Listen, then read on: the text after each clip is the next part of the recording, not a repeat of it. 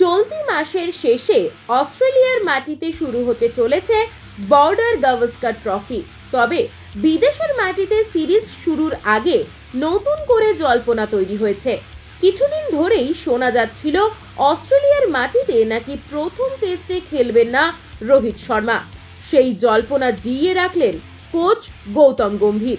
যদিও রোহিত শর্মার backup plan ভেবে রাখছে ভারতীয় টিম ম্যানেজমেন্ট, তবে রোহিত প্রথম টেস্টে খেলবেন কি না তা স্পষ্ট করেনি গৌতম। রবিবার এবং সোমবার দুটি ভাগে অস্ট্রেলিয়ার উদ্দেশ্যে রওনা দেওয়ার কথা ইন্ডিয়া টিমের। জানা গিয়েছে রোহিত শর্মা নাকি দলের সঙ্গে যাবেন না।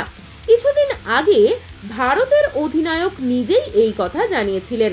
তবে ইন্ডিয়া টিম ম্যানেজমেন্টের পক্ষ থেকে বলা হচ্ছে প্রথম টেস্টের আগেই নাকি অস্ট্রেলিয়া পৌঁছে যাবেন রোহিত শর্মা। তাছাড়া বোর্ড সূত্র মারফত জানা যাচ্ছে আগামী সপ্তাহে দলের সঙ্গে যোগ দিতে পারেন তিনি। তবে রোহিতের বিকল্প নিয়ে ইতিমধ্যেই ভাবনা চিন্তা শুরু হয়ে গিয়েছে। পার্থ টেস্টে রোহিত না খেললে তার পরিবর্তে বিকল্প ওপেনারকে প্রস্তুত রাখতে হবে।